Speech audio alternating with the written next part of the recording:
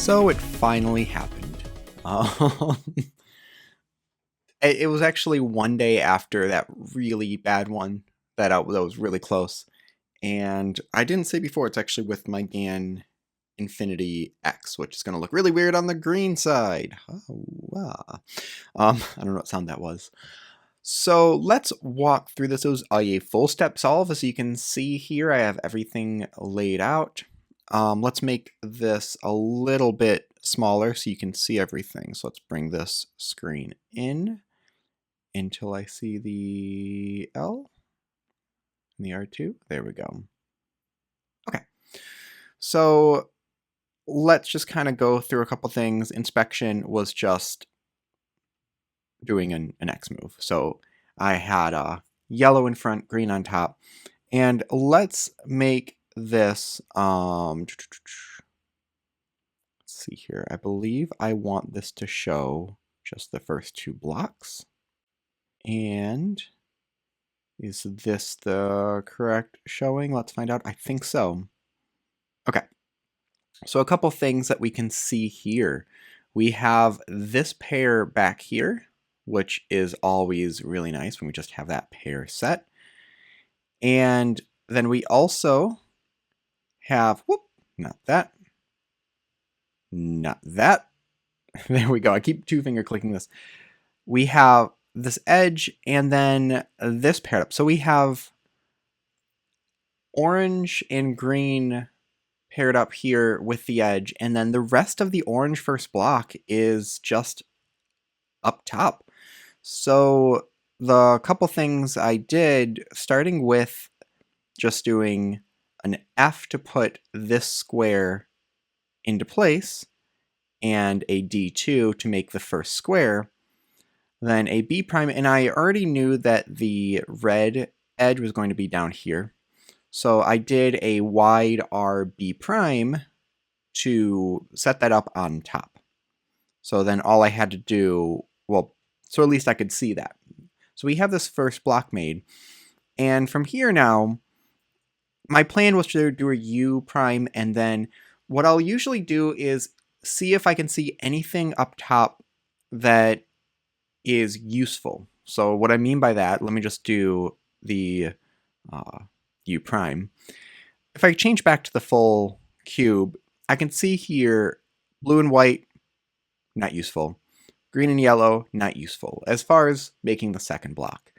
So if actually we just make this to the first two blocks, it'll be easier to see. So with that in mind, I would do an R2 to preserve edge pieces, or do a wide R2 to give me two new edge pieces to look for. And so I do that wide R2, and the first thing I see, let's backtrack one move, we have those two pieces.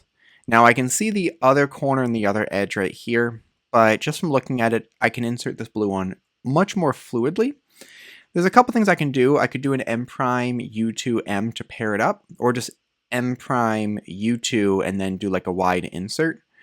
But I felt I could go a little bit faster. This one where I did a few more moves to do a little more faster turning, which is something I did in the other video. Again, I could just practice. Also, I should practice being able to get faster while doing fewer moves. But so here I paired it up, doing R prime U2R, and then U2 and insert, which paired up this one really nicely. So I just took it out, U2, and a wide insert to insert it.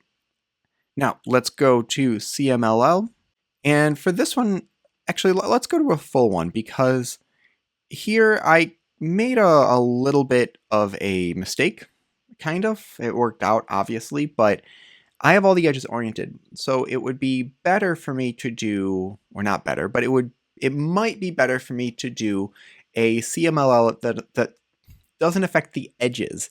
So something that you might already be doing for CFOP, but my brain just saw this alg, it was already set up, and it's inverse sledgehammer, then inverse sexy move. And so that's actually going to flip a couple of the edges with the way I do that.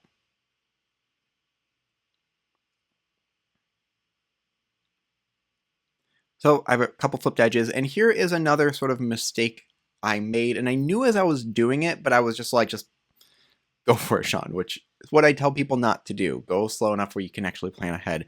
But I saw the red edge on bottom, so this one right here, and I saw the orange one up here. So if I wanted to do EOLR, I should have done a U2 and then MU M prime, so it made an arrow case without disrupting this red edge.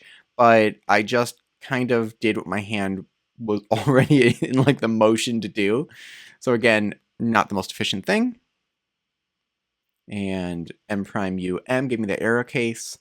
I put the orange on bottom, and then luckily here we can see on this back left, I have all the red edges set up. So you can do L and R without putting the red on bottom for this case.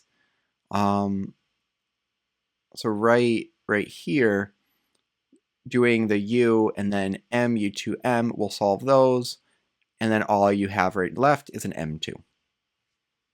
And it was a 9.96 solve, a sub 10. I was getting really worried because I planned to just move on to something else at the end of the year, and I got like a 10.15 or something 2.5 weeks into Roux, and I couldn't just break that 10-second barrier. So getting it on this, today is Christmas Eve, getting it about 1 week before the new year, it's over. I'm not so stressed about it. And now I can do my live stream and maybe hope for a sub 9, but either way, I can just be a lot more relieved with it. So thank you very much for anyone that's been on this journey with me. And if you're doing Roux, just keep at it, and hopefully you can learn from some of the mistakes I made and not make those same mistakes. I know for a couple solves like the one that I showed yesterday, if I didn't make some of the mistakes, I would have had a sub 10 earlier than I do now, at least one day before, but probably a long time ago. So thank you very much. Leave your thoughts and questions in the comment section below. Hit like, subscribe for more content like this in the future, and as always, step by speedcubeview.com for more news and reviews.